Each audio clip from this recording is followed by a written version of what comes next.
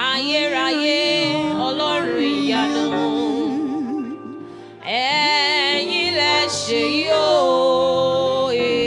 ẹ̀yin lẹ ṣe yìí o bàbá wa ẹ̀yin lẹ ṣe yìí ẹ̀yin lẹ ṣe yìí ọlọ́run òdodo ẹ̀yin lẹ ṣe yìí o ayé. ẹ̀yin lẹ ṣe yìí o bí ó ṣọlá Jésù kí ni mo jẹ́ ọlọ́run Fákẹ́yẹ ọlọ́run Kọ́rọ̀dé bàbá mi bí ó ṣọlá Jésù ta ló mọ̀ mí o mo dúpẹ́ pé mò ń jọlá rẹ̀ bí kò bá sọ́lá Jésù lára mi níbo ni bá wà ọlọ́run bí kò bá ṣọlá rẹ̀ ayé ò bá ti gbé wa gbìbí iṣu bí kò bá ṣọlá rẹ̀ kòrónà ìbá ti kó wa lọ bí kò bá ṣọlá rẹ̀ ilé ò bá ti wó pa wá. Oore ọ̀fẹ́ la rí gbà àánú Ọlọ́run ló kó wa yọ nawọ́ sókè pariwo wípé bí ó ṣọlá Jésù kí ni mo jẹ́ ohùn òkè bí ó ṣọlá Jésù ta ló mọ̀ mí o mo dúpẹ́ o Jésù pé mò ń jọlá rẹ̀ títí láéláé lọ́pẹ́ mi lọ́dọ̀ rẹ̀ títí láéláé lọ́pẹ́ mi lọ́dọ̀ rẹ̀ títí láéláé lọ́pẹ́ mi lọ́dọ̀ rẹ̀ lọ́pẹ́ mi lọ́dọ̀ rẹ̀ lọ́pẹ́ mi lọ́dọ̀ rẹ̀ bàbá mi lọ́pẹ́ mi lọ́dọ̀ rẹ̀ títí láéláé lọ́pẹ́ mi lọ́dọ̀ rẹ̀ títí láéláé lọ́pẹ́ mi lọ́dọ̀ rẹ̀ títí láéláé lọ́pẹ́ mi lọ́dọ̀ rẹ̀ lọ́pẹ́ mi lọ́dọ̀ rẹ̀ lọ́pẹ́ mi lọ́dọ̀ rẹ̀ lọ́pẹ́ mi lọ́dọ̀ rẹ̀ sọ pé títí láyọ̀ títí lọ́pẹ́ o títí láyọ̀ mi lọ́dọ̀ rẹ o bàbá. Títí láyọ̀ títí lọ́pẹ́ títí láyọ̀.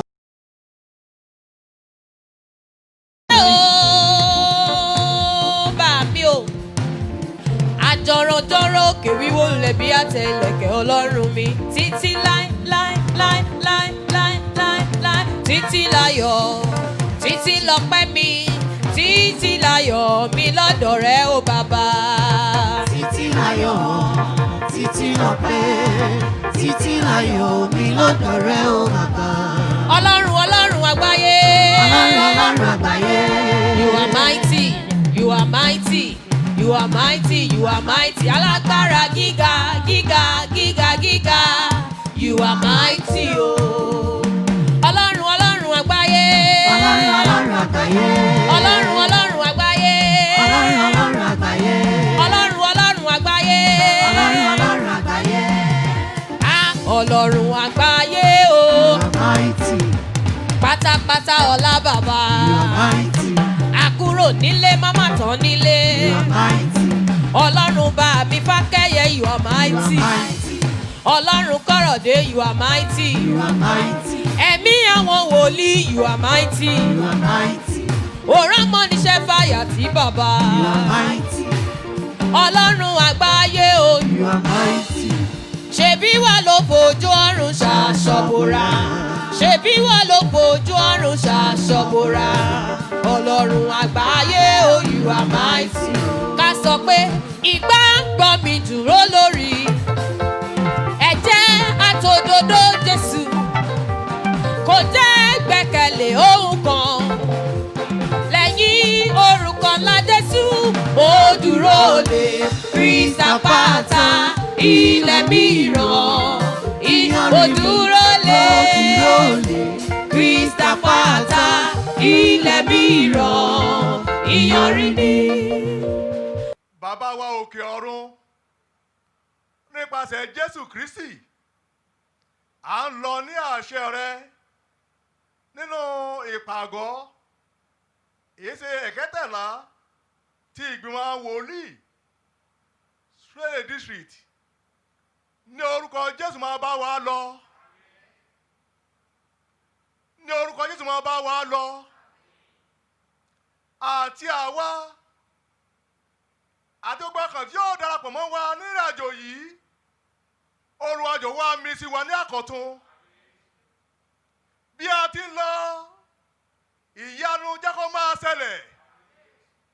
Ní ọmọdé, ní àgbà, lọ́kùnrin, ní obìnrin, ìyanu jẹ́ kó máa ṣẹlẹ̀ sí wa. Mósè pẹ̀lú Ísírẹ́lì kọjá Pupa. Wọ́n kọrin ayọ̀ ní òdìkejì odò. Bàbá, ìwọ Ọlọ́run ìgbàlà wa, nígbà tá a máa parí ìpàgọ́ yìí, Ọlọ́run, jẹ́ ká lóhùn ọpẹ́. Jẹ́ ká lóhùn ọpẹ́. A ó máa yin Ọlọ́run wa ní orúkọ Jésù Kristi Olúwa wa.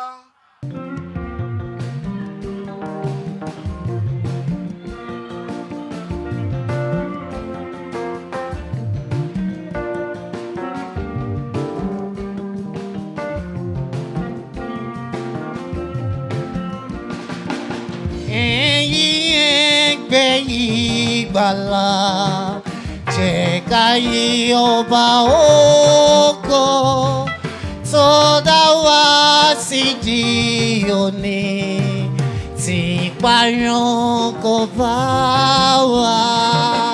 Olúwa, Olúwa, kérúbù séráfù, ẹ̀yin àgbáyé dìde. ká yìn ọba ògo. Onígbàgbọ́ àgbáyé, ìmọ́lẹ̀ gbogbo ayé, àti kèfèrí àgbáyé, ẹ wá ká yìn Olúwa.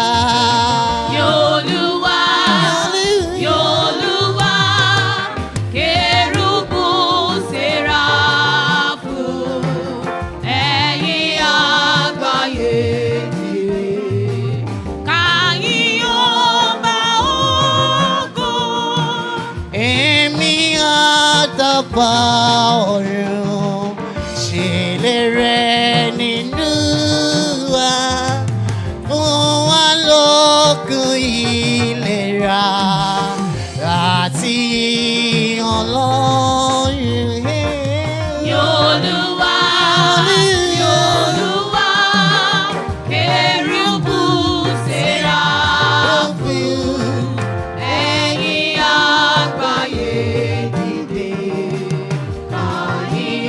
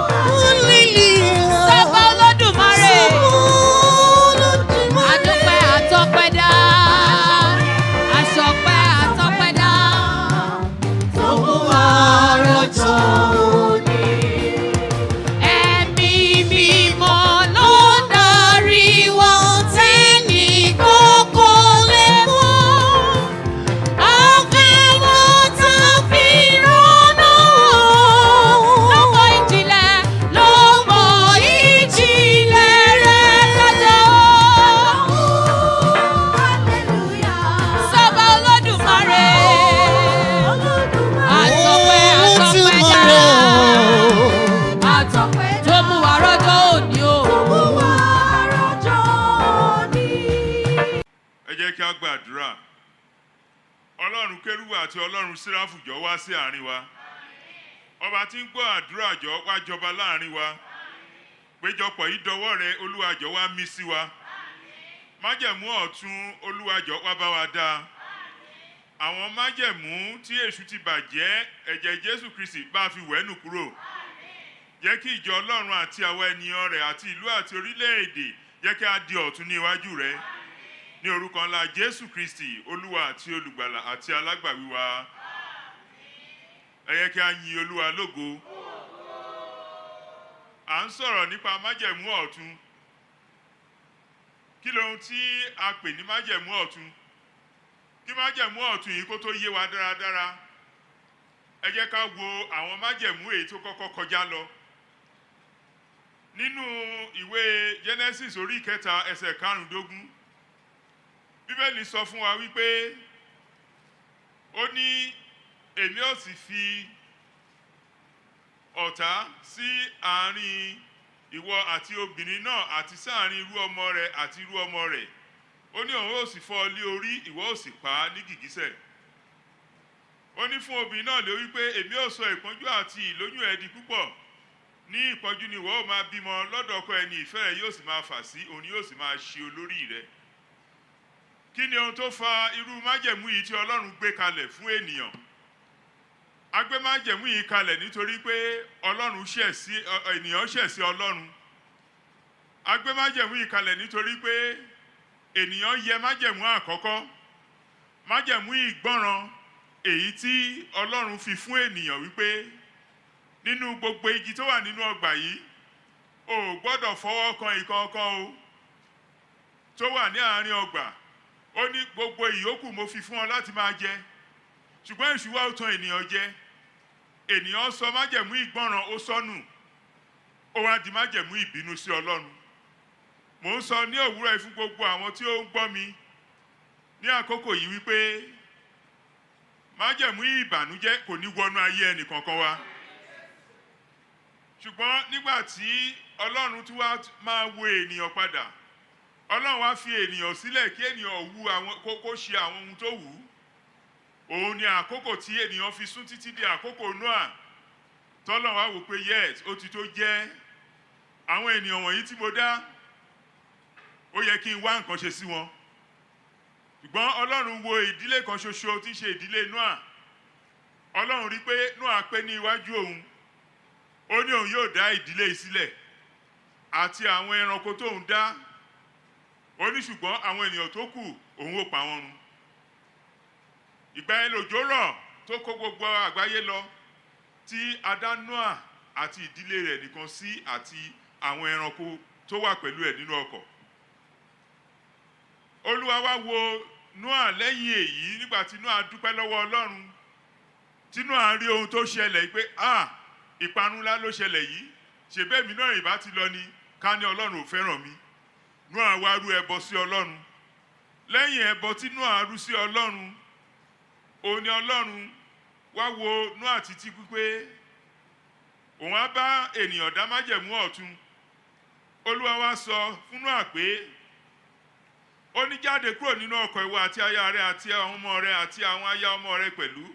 Ó ní mú alààyè gbogbo tí ó wà pẹ̀lú ẹ jáde pẹ̀lú rẹ nínú ẹ̀dá gbogbo, ti ẹyẹ àti ẹran ọ̀sìn àti ohun gbogbo tí ó ń rákò lórí ilẹ̀, kí wọn kó lè máa gbáyìn lórí ilẹ̀, kí wọn kó sì bí, kí wọn kó sì máa rẹ̀ lórí ilẹ̀. Ó ní Nóà sì jáde àti àwọn ọmọ rẹ̀ àti aya rẹ̀ àti àwọn aya ọmọ rẹ̀ pẹ̀lú gbogbo ẹranko tí ó wà nínú ọkọ̀ wọn jáde. Verse 20, nínú Nóà sì tẹ́ pẹpẹ fún Olúwa, ó sì mú nínú ẹranko mímọ́ gbogbo àti nínú ẹyẹ mímọ́ gbogbo, ó sì rú ẹbọ rẹ̀ sí sun lórí pẹpẹ náà. Olúwa sì gbọ́ òórùn dídùn. Olúwa sì wí lé ọkàn rẹ̀ pé èmi kì yóò sì tún fi ilẹ̀ ré nítorí ènìyàn mọ́, nítorí ìrú ọkàn ènìyàn ibi ni láti ìgbà èwe rẹ̀ wá. Bẹ́ẹ̀ ni èmi kì yóò sì tún kọlu ohun alààyè gbogbo mọ́ bí mo ti ṣe. Níwọ̀n ìgbà tí ayé yóò wà, ìgbà irúgbìn àti ìgbà ìkórè, ìgbà òtútù àti ooru, ìgbà ẹ̀rùn, ohun òjò àti ọ̀sán àti òru kì yóò dẹ́kun. Olúwa wá dá májẹ̀mú tuntun fún ènìyàn wípé láti àkókò yìí lọ, èmi ò ní bá yín jà mọ́. Láti ìgbà náà ni Olúwa ti gbé ètò kalẹ̀ wípé báwo la ó ṣe gba ènìyàn là. báwo la ó ṣe pa májẹ̀mú ti àkọ́kọ́, májẹ̀mú ìbínú àkọ́kọ́, báwo ni a ó ṣe pa májẹ̀mú yìí, báwo ni a ó ṣe parẹ́. Ṣùgbọ́n Ọlọ́run wá wòó pé tí òun bá gbogbo ayé sọ̀rọ̀ lẹ́ẹ̀kan ṣoṣo, ó dàbẹ́ ni pé ọ̀pọ̀ ni ò ní gbọ́. Olúwa wá ní pé òun á yan ikọ̀ àti ìríjú. Òun lọ́lọ́run fi mú Ábúráhámù jáde kúrò láàárín àwọn ìdílé rẹ̀, kúrò ní ìlú tó kún fún ẹ̀ṣẹ̀, tó ní máa lọ ilẹ̀ tí èmi ò fi hàn án. Ọlọ́run wá wo Ábúráhámù yìí pé tí òun bá bá ẹnìkan ṣoṣo yìí dá májẹ̀mú, tí ó bá ti lè di májẹ̀mú yìí mú nípasẹ̀ rẹ̀, òun á lè bá ayé dá májẹ̀mú ọ̀tun. Òun ní Bíbélì fi sọ fún wa ní Genesis orí 22 ẹsẹ̀ 22 ẹ̀ tó sọ fún wa, ó ní àti nínú irú ọmọ rẹ̀ lé a ó bùkún fún gbogbo orílẹ̀-èdè ayé nítorí tí ìwọ ti gba ohùn mi gbọ́. Ọlọ́run ò sọ pé irú ọmọ rẹ̀ nìkan ni èmi ó bùkún fún. Ó ní ṣùgbọ́n ẹni òmí ó bùkún fún gbogbo orílẹ̀-èdè ayé láti irú ọmọ rẹ̀. Ó ní Ábúráhámù sì padà tọ̀ àwọn ọ̀dọ́mọkùnrin rẹ̀ lọ, wọ́n sì dìde, wọ́n sì jùmọ̀ lọ sí Bíáṣebà. Ábúráhámù sì jókòó ní Bíáṣebà. Ọlọ́run wo Ábúráhámù, ó fi ṣe orísun májẹ̀mú ọ̀tun èyí tí a so mọ́ lọ́jọ́ òní, nítorí pé tí kò bá sí Ísírẹ́lì, tí kò bá sí ìdílé Dáfídì, kò lè sí Jésù Kristi. Májẹ̀mú ọ̀tun yìí òun la rọ̀ mọ́. Májẹ̀mú Ábúráhámù òun ló di májẹ̀mú ọ̀tun tí a rọ̀ mọ́. Májẹ̀mú yìí sì wà, ó yí wa ká, ó yí ìlú ká, ó yí gbogbo orílẹ̀-èdè ká. Ṣùgbọ́n kìkì àwọn tí ó bá sátọ májẹ̀mú yìí wá, kìkì wọn ló lè rí ìgbàlà. Bàbá wa nínú Olúwa tí ó máa bá a sọ̀rọ̀, wọ́n á ṣe àlàyé ní kíkún fún wa nípa májẹ̀mú yìí, bó ṣe máa di bí a ṣe máa padà sínú májẹ̀mú náà. Àwa tí a sì wà nídìí ọ̀rọ̀ yìí lọ́jọ́ òní gẹ́gẹ́ bí ẹgbẹ́ wòlíì àti àwọn Dánẹ́lì, àwa ni ẹni òjíṣẹ́ Ọlọ́run láti mú májẹ̀mú titun yìí láti mú ṣẹ fún orílẹ̀-èdè àti fún àgbáyé. Nírú àkókò tí a wà yìí, èyí tó yẹ pé májẹ̀mú ikú ló ń rà bàbà lórí gbogbo orílẹ̀-èdè àgbáyé, iṣẹ́ wa ni láti dá májẹ̀mú ìyè àti àlàáfíà padà fún àwọn ènìyàn. A ó fi ẹ̀kọ́ yìí òun la ó fi lé wa lọ́wọ́. Olúwa Ọlọ́run Olódùmarè kó gbọ́ àdúrà wa. A ó dìde, a ó gba àdúrà ẹyọkan ṣoṣo. A ó sọ fún Ọlọ́run wípé mi ò ní gbọ́ ọ̀rọ̀ yìí lásán, mi ò ní wá lásán. Ẹ jẹ́ ká gbà ní àdúrà lórúkọ Jésù Kristi.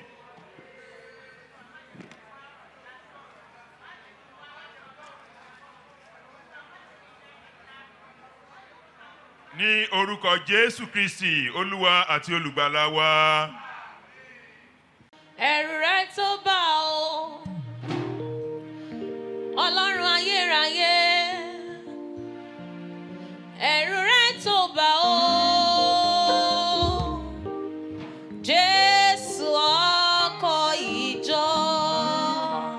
Ẹ̀rù rẹ tó bà bàbá mi o, ẹ̀rù rẹ tó bà ọ́.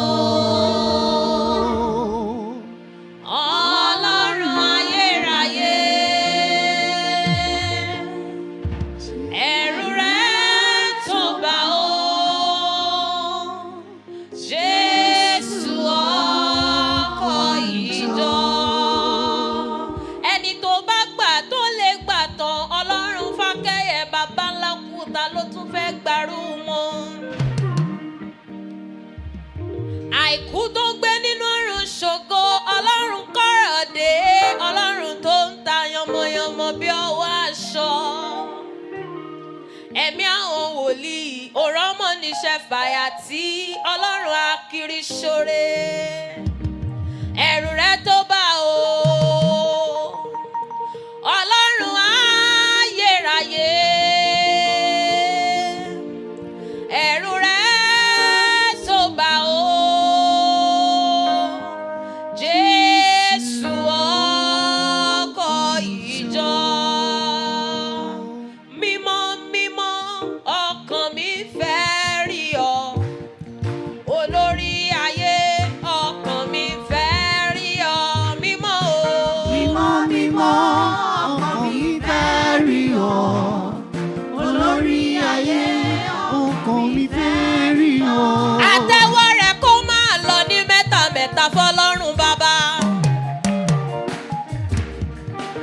kan fọlọ́run ọmọ fọlọ́run ẹ̀mí mímọ́. Pàtẹ́wọ́ fọlọ́run Fákẹ́yẹ ọba tó ń ṣiṣẹ́ agbára. Ara ló kú ẹ̀mí ò lọ ọlọ́run Fákẹ́yẹ bàbá mi o. Ọlọ́run Kọ́rọ̀dé Olúfúnṣọ́ bàbá tó ń kiri ṣoore. Ọba tó ń ṣiṣẹ́ agbára. Ó gbọ́ Jésù ó tún gbóyìnbó. Aṣọ lórí burúkú dolórí ire. Ọlọ́run gbogbo èdè. Àlẹ́ làákí ubi rámọ́ sẹ̀lẹ̀ kà wálé láti rọ́mí nìkan. Àtìrí kí bíríkà ó dára bàlá dára balẹ̀ kà wá dára ọlọ́run lára òye yẹmi. Ìbàlẹ̀ jìrìkìrà. Àwùsàlẹ̀ jìrá mi nìkan alẹ́ kà ó sẹ́wọ́n lẹ́bìrì. Àbùwálẹ̀ yá àlìkùrà wá kíkìdá lè dára. Kárẹ̀ bà mí ọlọ́run Orímọládé Mósè kárẹ̀ bà mí o.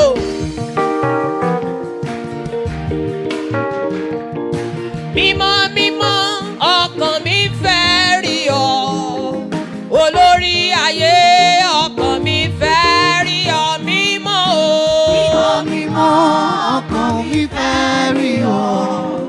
Olórí ayé ọkàn mi fẹ́ rí ọ. Sọ pé bí mo bá sìn ọ́ láì sí ògo Olúwa o yẹ̀yẹ́ yìí á pọ̀ o. Bí mo bá sìn ọ́ láì sí ògo Olúwa o yẹ̀yẹ́ yìí á pọ̀. Ó ní okò wípé kọ́mọ Ísírẹ́lì kó wá ọ lásán.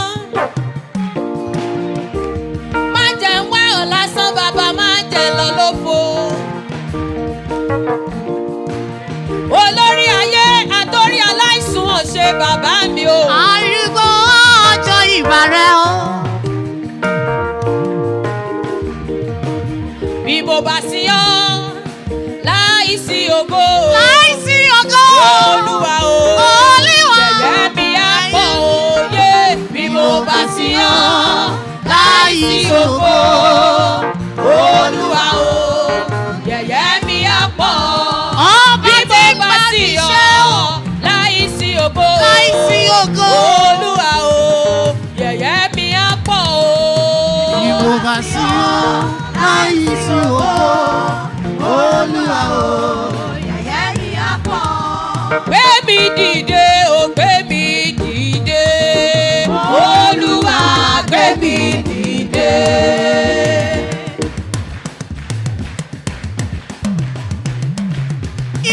Ìbálì ìrànlẹ́ rajara.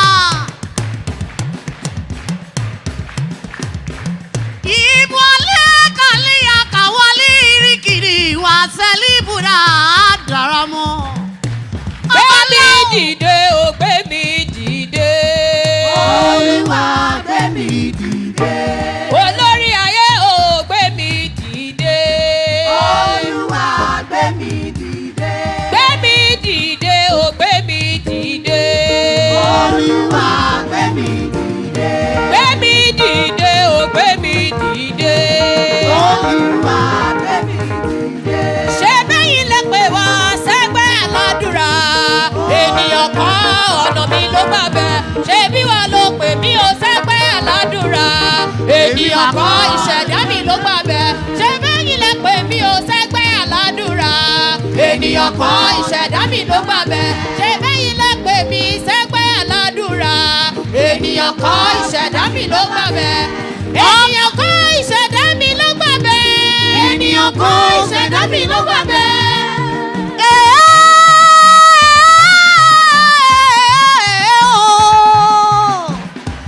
Ọba ńlá o, ìbò alẹ́ jara àlìkàrà wá àlìdá àkàwà sẹ́lẹ̀ dídá àràdàmọ́. Ó ń bọ̀ látòkè. Ọba wa ó ń bọ̀ látòkè ọba wa. Bàbá ń bọ̀ látòkè wá. Ọba wa ó ń bọ̀ látòkè ọba wa. Àlọ́ bọ̀ látòkè wá. Látòkè ọba wa. Ó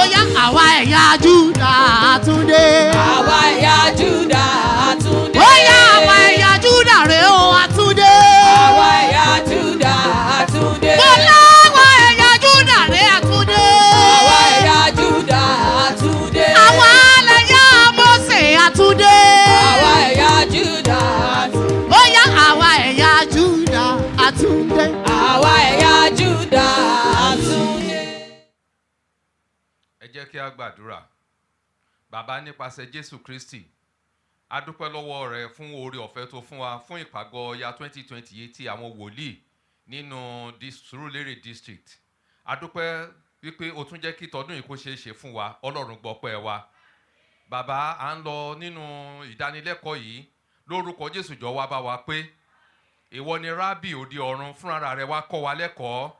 Lópin ẹ̀, Olúwa jọ̀ọ́ jẹ́ ká yìn ọ́ lógo lórúkọ Jésù Kristi Olúwa wa. Àmín. A kí gbogbo wa káàbọ̀ sí retreat ti àwọn wòlíì fún Surulere district ti ya 2020 tá à ń ṣe lọ́jọ́ òní. A dúpẹ́ lọ́wọ́ Ọlọ́run wípé ọ̀tá ò ráyè láti ṣe wa mọ́. Bí pandemic tẹ̀ sọ pé ká má ṣe bí a ti ń ṣe tẹ́lẹ̀, síbẹ̀ oore ọ̀fẹ́ wà fún wa láti ṣe ju bí a ti ń ṣe tẹ́lẹ̀ lọ, nítorí ohun gbogbo tí a bá ṣe, tí a bá ti ṣe nínú Kristi, ó ti jẹ́ ìtẹ́wọ́gbà níwájú Ọlọ́run. Ohun tí wọ́n ní ká fi sọ̀rọ̀ nínú ìpàgọ́ yìí, òun ni májẹ̀mú titun. Májẹ̀mú titun. Kí a tó lọ sínú májẹ̀mú titun, ẹ jẹ́ ká kọ́kọ́ wò kí ni májẹ̀mú ní òde ayé àti kí ni májẹ̀mú nínú Bíbélì, nínú ọ̀rọ̀ Ọlọ́run. A wá wo májẹ̀mú láéláé, nítorí tí ò bá sí májẹ̀mú láéláé kò lè sí àyè fún májẹ̀mú titun. A wá wo ohun tó wà láàrin méjèèjì àti bí wọ́n ṣe jọra wọn, àti ohun tí a lè mú jáde tí ó jẹ́ kí májẹ̀mú titun kó ní àmì kó sì lágbára ju májẹ̀mú láéláé lọ. Nínú ìdánilẹ́kọ̀ọ́ yìí, máa sọ ní èdè òyìnbó àti Yorùbá kí ó ba lè yé gbogbo wa tí a ó máa gbọ́. Májẹ̀mú ó dúró fún agreement tàbí ìfohùnṣọ̀kanpọ̀ láàrin èèyàn méjì, yálà àkọsílẹ̀ tàbí asọ́lò ní ọ̀rọ̀ ẹnu, wípé láàrin èmi àti ẹ, ohun báyìí ni a fẹ́ ṣe, báyìí ni ìwọ máa ṣe nínú ẹ̀, ohun báyìí lèmi ó ṣe nínú ẹ̀. Àwa sign ẹ̀ tàbí ká má sign ẹ̀, ṣùgbọ́n kó wà láàrin àwa méjèèjì. Tó bá ti lè dúró, ó ti di májẹ̀mú nìyẹn. Ó sì ní ọ̀nà tí a gbọ́dọ̀ ṣe tó fi jẹ́ pé ẹnì kíní ò gbọ́dọ̀ dá májẹ̀mú sí ẹnì kejì. Bí ìyẹn bá ti dúró bẹ́ẹ̀, á jẹ́ pé májẹ̀mú ti dúró. Ṣùgbọ́n nínú Bíbélì, májẹ̀mú dúró fún ọ̀rọ̀ Ọlọ́run tí kìí yẹ̀ láàrin ènìyàn àti Ọlọ́run. Nínú Bíbélì, ó jẹ́ àdéhùn tí Ọlọ́run ń ṣe pẹ̀lú ènìyàn. Ní òde ayé, májẹ̀mú tí mo sọ lẹ́ẹ̀kan, èèyàn méjì lè ṣe májẹ̀mú, á ní wọ́n á jọ jókòó, wọ́n á jọ pètepèrú ẹ̀. Ṣùgbọ́n májẹ̀mú Ọlọ́run sí ènìyàn ni wípé Ọlọ́run ló ń dá májẹ̀mú pé èyí ni májẹ̀mú mi pẹ̀lú rẹ. Bí ó bá sì ti dá májẹ̀mú yìí, á wá sọ ohun tí èèyàn máa ṣe nínú ẹ̀. Ní èdè òyìnbó, a pè ní monergistic type of covenant. Ìyẹn ni pé èèyàn kan ló dá májẹ̀mú yẹn, ó dẹ̀ mú ẹnìkejì wọ inú ẹ̀. Bó bá ṣe mú wọ yẹn, Ọlọ́run ló dá májẹ̀mú yẹn. Ẹni tó mú wọnú ẹ̀ yẹn, òun ni ó máa ní ìgbàgbọ́ nínú Ọlọ́run, tó sì máa obey, that means ó máa gbọ́ràn sí àwọn nǹkan tí májẹ̀mú yẹn sọ. Bí májẹ̀mú àárín Ọlọ́run àti ènìyàn ṣe rí nìyí. Tá bá wo inú Bíbélì, níbo la ti kọ́kọ́ sọ̀rọ̀ májẹ̀mú? Bí a bá wò, á rí i pé níbi tá ti kọ́kọ́ dá májẹ̀mú, òun ni Genesis orí 6 ní ẹsẹ̀ 18, níbi tí Ọlọ́run ti bá Noah dá májẹ̀mú wípé òpin ayé ti dé, ìwà èèyàn burú, ṣùgbọ́n Noah, ìwọ wá, èmi ò sì bá ọ dá májẹ̀mú mi. Nínú májẹ̀mú tí Ọlọ́run bá Noah dá yìí, a rí i pé májẹ̀mú láti dá àwọn èèyàn sí nígbà tí ìkún omi bá dé, òun ni májẹ̀mú yìí. Ṣùgbọ́n àwọn ọ̀jọ̀gbọ́n wọ́n wò wípé májẹ̀mú ti bẹ̀rẹ̀ láti ìgbà tí Ọlọ́run ti ṣẹ̀ṣẹ̀dá ènìyàn. Nígbà tí Ọlọ́run ti dá ènìyàn wá sí ayé, Ọlọ́run dá májẹ̀mú pẹ̀lú Ádámù. Lóòótọ́ wọn ò pè ní májẹ̀mú nínú Bíbélì, ṣùgbọ́n ó ti jẹ́ májẹ̀mú wípé Ádámù máa ro gbogbo inú oko ọgbà yìí, máa jẹ nínú rẹ̀, ṣùgbọ́n igi kan ṣe tó wà láàrin ọgbà yìí ìwọ kò gbọ́dọ̀ jẹ. Ọjọ́ tó bá jẹ, ọjọ́ náà nìwọ yóò kú. Májẹ̀mú àkọ́kọ́ nìyẹn. Ọlọ́run fi májẹ̀mú wípé mo dá ẹ sí, màá pa ẹ́ mọ́, wàá wà láàyè, ṣùgbọ́n èèwọ̀ ibẹ̀ ni wípé má jẹ igi tó wà, má jẹ èso igi tó wà nínú ọgbà yìí. Májẹ̀mú kejì tí ọlọ́run dá ló wà nínú Genesis kìíní bákan náà nígbà tí ọlọ́run ṣe ṣẹ̀dá ènìyàn ní verse 28, 29 àti 30. 28 yẹn láti rí wípé ọlọ́run dá ènìyàn sí ayé, ṣùgbọ́n ní 29 ló ti wá sọ wípé ẹ máa bí sí kẹ́sì máa rẹ̀ kẹ́ gbilẹ̀ kẹ́sì ṣe ìkáwọ́ rẹ̀ kẹ́sì máa jọba lórí gbogbo tí mo dá. májẹ̀mú ọlọ́run fún ènìyàn nìyẹn. ìyẹn pé gbogbo ẹni tí ọlọ́run bá dá tó bá ti wá sí ayé májẹ̀mú wà lórí ẹ̀. májẹ̀mú ọlọ́run dúró fún wa láti máa bí sí láti máa rẹ̀ sí. We call it the covenant of providence and covenant of provision for man and blessing and covenant of dominion for man. Àwọn májẹ̀mú wọ̀nyí ni ọlọ́run bá ènìyàn dá nígbà tó ṣẹ̀ṣẹ̀dá ènìyàn. So gbogbo ẹni tó wà lórílẹ̀-èdè àgbáyé, ọkùnrin ni obìnrin ni, tí ó wà lórílẹ̀ ayé, májẹ̀mú ọlọ́run wà pẹ̀lú rẹ. májẹ̀mú ọlọ́run dúró fún ẹ. májẹ̀mú ọlọ́run ni wípé máa bí sí, máa rẹ̀ sí, gbilẹ̀, ṣe ìkáwọ́ rẹ̀ kó sì máa jọba lórí gbogbo tí mo dá. májẹ̀mú ọlọ́run nìyẹn fún wa. ọlọ́run ò pè ènìyàn jókòó pé wá mo fẹ́ bá ẹ dá májẹ̀mú, mo ń rán ẹ lọ sí òde ayé, tó bá ti dé òde ayé o nǹkan kí ni wọ́n fẹ́ máa ṣe tó bá dáyé. èèyàn á sọ pé nǹkan báyìí ni mo máa ṣe, ọlọ́run á sọ pé òkè báyìí lèmi náà máa ṣe fún ẹ. ọ̀rọ̀ ọlọ́run ò rí bẹ́ẹ̀. májẹ̀mú ọlọ́run fún wa ni wípé ọlọ́run ló dá májẹ̀mú pẹ̀lú wa. So ọ̀pọ̀lọpọ̀ ta máa ń sọ pé mo bọ́ ọlọ́run dá májẹ̀mú, o ò lè bọ́ ọlọ́run dá májẹ̀mú, ó máa difficult fún ẹ láti fulfill, particularly tó bá dá májẹ̀mú yẹn tó wá lérò pé nǹkan tí mo torí ẹ̀ dá májẹ̀mú tó yẹ kọ́lọ́run ó ṣe, ọlọ́run ò ṣe, ìwọ náà wá ní san májẹ̀mú bí ìgbà tó dalẹ̀ ni. So ọ̀pọ̀lọpọ̀ ìgbà tá a bá gbàdúrà tán bóyá a ṣe sìn táwọn bàbá wa bá fẹ́ ṣe orí ọ̀fẹ́, wọ́n á ní béèrè lọ́wọ́ ọlọ́run kò fi májẹ̀mú tì í. èèwọ̀ ó ní implication tiẹ̀. tí o bá béèrè bóyá àkókò àti ṣe fún ẹ ò tí ì tó o wá rí gbà, o dẹ̀ wá sọ fọ́lọ́run pé tó bá lè ṣe fún mi láàrin ìgbà báyìí sí ìgbà báyìí màá san májẹ̀mú yìí, nítorí pé ò wá rí gbọ́ ò wá san májẹ̀mú ti di ìdẹkùn fún wa. So ọ̀pọ̀lọpọ̀ èèyàn ló wà nínú abẹ́ ìdè májẹ̀mú lọ́wọ́lọ́wọ́ báyìí. mo gbàdúrà gbogbo ọkàn tó wà lábẹ́ ìdè májẹ̀mú wípé o dá májẹ̀mú ò san, o dá májẹ̀mú ò rántí láti san, tàbí o dá májẹ̀mú ti gbàgbé, lórúkọ Jésù ọ̀run kó tú wa sílẹ̀. Now èyí ni ìgbà àkọ́kọ́ tí a ó sọ̀rọ̀ májẹ̀mú. Tá a bá wo ìwé Hósíà orí 9 ẹsẹ̀ 7 a ó rí pé ọlọ́run bá Ádámù dá májẹ̀mú. Now ìkejì ni wípé àwọn májẹ̀mú 5 ló wà nínú Bíbélì. There are 5 covenants. The first set of covenants a pè ní the patriarchic covenant, that means májẹ̀mú pẹ̀lú àwọn baba ńlá wa. májẹ̀mú pẹ̀lú àwọn baba ńlá wa yìí òun ni májẹ̀mú tí ọlọ́run bá Abrahamu, Isaki àti Jacobu, Abrahamu, Isaki àti Jacobu tó bá wọn dá. èyí ni à ń pè ní májẹ̀mú àwọn baba ńlá. ṣùgbọ́n májẹ̀mú Noah wà níbẹ̀. májẹ̀mú Abrahamu yẹn ni mo sọ nísìnyí. then májẹ̀mú ti Mósè, then májẹ̀mú ti Dáfídì àti májẹ̀mú titun èyí tí ó ti pasẹ̀ Jésù Kristi wá. àwọn májẹ̀mú 5 tó wà nínú Bíbélì nìyí. nínú májẹ̀mú 5 yìí 4 ẹ̀ ló wà nínú ìgbà àtijọ́ tí a pè ní májẹ̀mú láíláí tàbí májẹ̀mú àtijọ́. ṣùgbọ́n nígbà tí Jésù Kristi dé, Jésù Kristi jẹ́ alárinà láàrin májẹ̀mú láíláí àti májẹ̀mú titun. Jésù Kristi ló wá gbé májẹ̀mú titun kalẹ̀. màá sọ fún wa báwo ni Jésù ṣe gbé májẹ̀mú tiẹ̀ kalẹ̀. gbogbo májẹ̀mú wọ̀nyẹn àti ti láíláí àti titun gbogbo ẹ̀ ló ní wípé ó wà monagelistic. kí ni ìtumọ̀ ẹ̀ ní wípé ọlọ́run ló bá wa dá májẹ̀mú. even májẹ̀mú ti Jésù Kristi yìí, Paul apostole sọ fún wa níbìkan wípé ta ló lè gòkè lọ sí ọ̀run láti lọ mú Jésù Kristi sọ̀kalẹ̀ wá, tàbí ta ló lè lọ sínú ihò láti lọ jí dìde kúrò nínú òkú. ó ní ọlọ́run ló ń ṣe gbogbo ẹ̀. ìyẹn ni pé ohun tí Jésù Kristi ṣe májẹ̀mú fún wa yìí, ọlọ́run náà ló ṣètò Jésù Kristi láti wá sí ayé. ọlọ́run ló ṣètò bí Jésù Kristi ṣe máa kú. ọlọ́run ló ṣètò bó ṣe máa ta ẹ̀jẹ̀ rẹ̀ sílẹ̀. ọlọ́run ló ṣètò bí Jésù ṣe máa gùn kéré ọ̀run. kí ni nǹkan tí ènìyàn ṣe nínú ẹ̀ kò sí. so gbogbo nǹkan wọ̀nyí àti májẹ̀mú láíláí àti májẹ̀mú titun ọlọ́run nìkan ló ṣètò gbogbo ẹ̀. so ọlọ́run ló ń bá ènìyàn dá májẹ̀mú.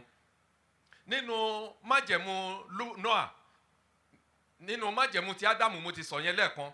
májẹ̀mú ti Noah òun ni wípé kí Noah kó kan ọkọ̀. nígbà tó bá kan ọkọ̀ yìí kó wọ inú ọkọ̀ yìí pẹ̀lú gbogbo àwọn nǹkan tóun ti kó fún. the meaning of that covenant is the covenant of preservation of life. The covenant of preservation of life. Májẹ̀mú láti dá ènìyàn sí, láti pa ènìyàn mọ́, so that there can be continuity in human race and in the creature. Ẹ rí i pé nígbà tí ìkún omi dé, Ọlọ́run sọ fún Noah pé kó mú àwọn ẹranko méjì méjì kó mú wọn wọnú ọkọ̀. Òun àti ìyàwó àtàwọn ọmọ ẹ̀ àti ìyàwó ọmọ ẹ̀ àtàwọn ọmọ kan wọ inú ọkọ̀. That is ibi tí continuity máa ti wà nìyẹn. A wá rí i pé nígbà tó di Genesis 9, ó wá sọ fún Noah wípé nínú májẹ̀mú tí mo ń bá ẹ dá yìí o, ẹranko ẹ lè máa jẹ ẹran ṣùgbọ́n ẹ má jẹ ẹ̀jẹ̀ ẹ̀, nítorí pé nínú ẹ̀jẹ̀ ni ẹ̀mí wà.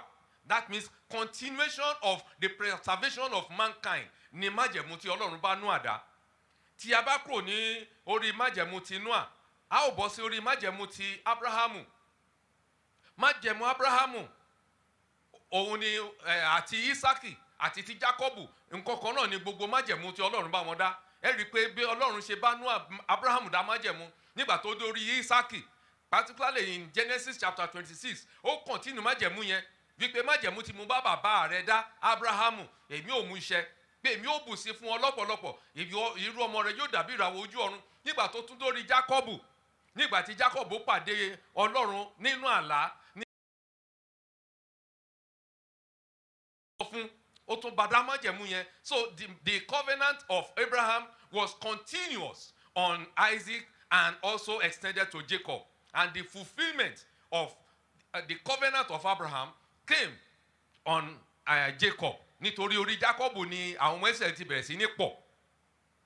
Èyí ni májẹ̀mú tí Ọlọ́run bá Abrahamu dá. A pè ní also a covenant with Abraham. The international dimension of the promise is apparently ignored in Genesis 13, but it is alluded to in Genesis 17, where God announces the everlasting covenant. Then let's go to the Mosaic covenant. So we call that one, the first one, which is Noah, we call it the Noahic covenant. The second one, Abraham, we call it the Abrahamic covenant. So the third one, which is the covenant made with Moses, we call it the Mosaic covenant. Now, Mosaic covenant yìí, òun la máa ń sábà kà sí májẹ̀mú láéláé jù.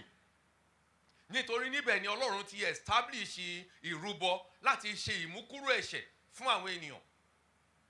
Tí a bá wo ìwé Leviticus, a ó rí particularly láti Leviticus chapter 1 sí chapter 7, a ó rí bí Ọlọ́run ṣe ètò bí àwọn èèyàn ṣe lè máa rúbọ ní ẹbọ oríṣiríṣi tí Ọlọ́run là sílẹ̀ fún wọn. Mo list àwọn díẹ̀ sílẹ̀. The first one, òun ni ìrúbọ fún onírúurú ẹ̀sìn. Now, ìkan wà tá a pè ní ẹbọ sísun. Ẹbọ sísun yìí, we call it the voluntary act of worship and atonement for unintentional sin. That means ẹ̀ṣẹ̀ tí èèyàn mọ̀ọ́mọ̀ dá, èèyàn máa rúbọ.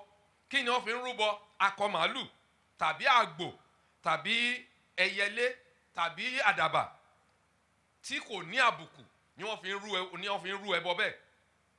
Ìkejì wọ́n pè ní grain offering. This grain offering òun ni à ń pè ní ẹbọ ohun jíjẹ. Ẹbọ ohun jíjẹ yìí ni is to worship God for his providence and goodness. Láti sọ wípé Ọlọ́run dára sí wa, ó sì ó ń pèsè fún wa. Ìyẹn ni wọ́n ṣe ń rúbọ ẹbọ ohun jíjẹ. Ìkẹta ẹ̀ ní ẹbọ àlàáfíà. Ẹranko tó bá bọ́ sí ọwọ́ èèyàn èèyàn lè fi rúbọ eléyìí. Ṣùgbọ́n ìkan wà tó ń pè ní ẹbọ ẹ̀ṣẹ̀. Àwọn májẹ̀mú tí Ọlọ́run bá èèyàn dá ni pé bí èèyàn bá dẹ́ṣẹ̀, kó ṣe nǹkan báyìí, kó ṣe nǹkan báyìí, kó ṣe nǹkan báyìí. Májẹ̀mú yìí tí ó bá jẹ́ olórí àlùfáà ló dẹ́ṣẹ̀, akọ màálù ọ̀dọ́ ni ó máa fi rúbọ. Tó bá jẹ́ olórí, that means olórí ìsọ̀rí, òun á lo ewúrẹ́, that means male goat, tàbí kó lo àgùntàn, tàbí kó lo ẹyẹlé, tàbí kó lo àdàbà. Ẹyẹlé tàbí àdàbà yìí wà fún àwọn tí kò bá ní owó. Then àwọn tó bá jẹ́ pé wọ́n wá tálákà tí wọ́n tiẹ̀ ní nǹkan kan rárá, wọ́n á mú ìdámẹ́wàá éfà ìyẹ̀fun kíkúná láti wá fi rúbọ níwájú Ọlọ́run. Then gbogbo wọ̀nyí They are mandatory atonement for all sins, confession, forgiveness, cleansing from all defilements. Gbogbo tó ń bá èèyàn jẹ́ tàbí tó wà ní àárín tó ti dá àlàfo sílẹ̀ láàrin èèyàn àti Ọlọ́run ni ìrúbọ wà fún. Àwọn ìrúbọ yìí jẹ́ májẹ̀mú tí Ọlọ́run tá ti ọwọ́ Mósè gbé kalẹ̀. Ẹ rí i pé lórí òkè Sinai òfin tí Ọlọ́run gbé kalẹ̀ fún Mósè òfin 10 la pè é. Ṣùgbọ́n tá a bá wo ìwé Leviticus tá a bá ka gbogbo àwọn òfin tó wà níbẹ̀ a pín sí about 600. That means òfin 10 yẹn a wá pín sí ọ̀nà 600. Àwọn òfin wọ̀nyí dúró fún májẹ̀mú kankan. Ìwọ kò gbọ́dọ̀ ṣojú kòkòrò, ìwọ kò gbọ́dọ̀ jalè, ìwọ kò gbọ́dọ̀. Májẹ̀mú ni láàrin Ọlọ́run àti ènìyàn. Tá a bá wo ìtàn yẹn a rí i pé ọwọ́ Ọlọ́run fúnra rẹ̀ ló fi kọ àwọn májẹ̀mú yìí sí ara wàhálà tó gbélé Mósè lọ́wọ́. Àrá àti mọ̀nàmọ́ná ni wọ́n fi kọ́ sára wàhálà tí ó gbélé Mósè lọ́wọ́. Májẹ̀mú Ọlọ́run ni pẹ̀lú ènìyàn. Now mi ò rí ibi tí Ọlọ́run ti pe ènìyàn jókòó wípé òkè Mósè èèyàn tí mo kó lé ẹ lọ́wọ́ yìí o òun báyìí lẹ gbọ́dọ̀ ní kí lẹ́yìn fẹ́ máa ṣe tẹ́ bá wà ní ìrìn àjò yìí. Ọlọ́run ò pè wọ́n jókòó. God just brought the covenant unto them, and we will also see in the covenant, in the Abrahamic covenant, wípé God did not call Abraham and said, I want to make a covenant with you. Kí ni ìwọ máa ṣe nínú májẹ̀mú yìí? Ó kàn sọ wípé èyí ni májẹ̀mú mi pẹ̀lú rẹ. Irú ọmọ rẹ yóò dàbí ìràwọ̀ ojú ọ̀run. Wo etí òkun, wo iyanrìn tó wà níbẹ̀. Irú ọmọ rẹ yóò dàbí iyanrìn etí òkun. Èmi ò sì bù sí fún ọ lọ́pọ̀lọpọ̀. Àwọn tó bá fi eré lèmi ò fi ré. Àwọn tó bá bùkún fún ọ lèmi ò bùkún fún. Májẹ̀mú Ọlọ́run nìyẹn. All that is required of man when God is making a covenant is obedience. Total obedience and faith. The two are twin when you are talking about the response of man to covenant of God. Now, gbogbo àwọn nǹkan wọ̀nyí mo máa padà wá mẹ́nubà tí n bá sọ̀rọ̀ májẹ̀mú titun. But let me quickly run to the Davidic covenant. That means májẹ̀mú pẹ̀lú Dáfídì. Májẹ̀mú pẹ̀lú Dáfídì ó jẹ́ májẹ̀mú tó continue lórí láti ọ̀dọ̀ Abrahamu sí ọ̀dọ̀ Mósè wá. Nítorí ní ìgbàyé Dáfídì náà sì ń ṣe ìrúbọ sí Ọlọ́run. So we said the Davidic covenant continues the trajectory of both the Mosaic and Abrahamic covenants. God's plans for David and Israel are clearly intertwined. Moreover, significant parallels link David to Abraham. That means àwọn nǹkan kan wà tó so májẹ̀mú Dáfídì pọ̀ mọ́ májẹ̀mú Abrahamu. Àkọ́kọ́, God promises both a great name. Wípé èmi ò sọ orúkọ rẹ̀ di ńlá. Ó sì sọ bẹ́ẹ̀ pé orúkọ Dáfídì náà máa di ńlá. Tá bá wo 2 Samuel chapter 7 verse 9 compared to Genesis chapter 12 and verse 2. Then in future, both will conquer their enemies. A rí nínú Genesis 22 verse 17 tí ó ti ṣe ìlérí pé Abraham kò sẹ́ni tó máa lè borí ẹ̀. A dẹ̀ rí nínú Genesis 14 nígbà tí Abraham kó irinwó ènìyàn jáde láti lọ bá àwọn ọba 5 tí wọ́n gbógun ti àkókò yẹn tí wọ́n gba àbúrò ẹ̀ lọ. Then also a lè wo Psalm 89 and verse 23. The third one, both have a special divine human relationship. Wọ́n ní ìbáṣepọ̀ láàrin Ọlọ́run àti ènìyàn. Àwọn méjèèjì. Genesis 17, 7-8 and 2 Samuel chapter 7 verse 24. Then they have a special line of offspring that perpetuates both their names. That means wọ́n ní irú ọmọ. Ẹ rí i pé gbogbo ìgbà tí Ọlọ́run ṣe tó ń bá Abraham dá májẹ̀mú, irú ọmọ rẹ lèmi ò fi ilẹ̀ yìí fún, irú ọmọ rẹ ló ń sọ.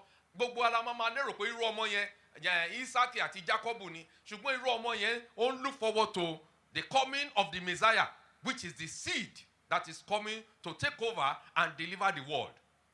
Irú ọmọ náà ni Ọlọ́run bá Adam sọ nínú Genesis 3 and verse 15 tó sọ pé èmi ò fi ọ̀tá sáàárín rẹ àti sí irú ọmọ obìnrin náà àti sáàárín irú ọmọ tó ń sọ̀rọ̀ yẹn is the Lord Jesus Christ that is coming. So everything that is contained in the Old Testament is forward looking to the coming of to the fulfillment in Jesus Christ. Now, let me go back to, because of time, let me go quickly to the new covenant, and then I will link it up with the Mosaic covenant and see which one is better, and then we will close from there. Now, the new covenant, the Christian's view of the new covenant is a new relationship between God and human, mediated by Jesus upon sincere declaration that one believes in Jesus Christ as Lord. Now, nto túmọ̀ sí ni wípé májẹ̀mú titun yìí dúró lórí ìbáṣepọ̀ Ọlọ́run àti ènìyàn. Ẹni tó fi Jésù Kristi nìkan ṣe ìgbẹ́kẹ̀lé, nítorí Jésù Kristi ni alárinà májẹ̀mú titun yìí. Nípasẹ̀ rẹ̀ ni májẹ̀mú titun yìí ló fi wá sí ayé. So, ẹ jẹ́ ká wá wo kí ni ìbáṣepọ̀ májẹ̀mú láíláí àti májẹ̀mú titun yìí. Májẹ̀mú láíláí yìí dúró fún àwọn ìrúbọ tó mú ẹ̀ṣẹ̀ kúrò. But nígbà tí Jésù Kristi dé, ó dé gẹ́gẹ́ bí olórí àlùfáà. Gbogbo àwọn ìrúbọ tí mo ń sọ̀rọ̀ ẹ̀ lẹ́ẹ̀kan, ní ọdọọdún olórí àlùfáà máa dá wọ inú tẹ́ḿpìlì lọ, a máa wọ inú ibi mímọ́. A sì máa fi ẹ̀jẹ̀ wọ́n gbogbo pẹpẹ àti gbogbo èèyàn tó bá wà níbẹ̀.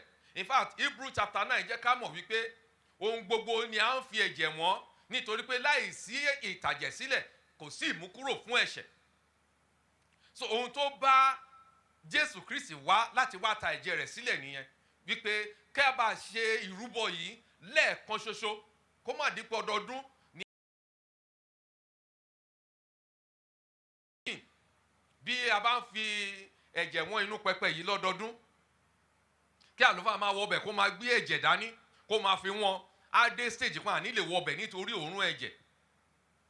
Ṣùgbọ́n nítorí ká bá lè, àti wípé gbogbo ìgbà tí àwọn èèyàn bá dẹ́ṣẹ̀, tó bá ti mú ọ̀dọ́ àgùntàn tàbí tó ti mú àgbò tàbí tó ti mú ọ̀dọ́ akọ màálù lọ, tó bá ti lè fi rúbọ, tó ti pa, tó ti fi ẹ̀jẹ̀ ẹ̀wọ̀n ẹnu yẹn, ẹ̀jẹ̀ ti kúrò, omi kó tún lè padà lọ, kó tún lọ dẹ́ṣẹ̀ míì, a tún padà wá, ṣebí kò ju àgbò lọ, a tún má gbò wá.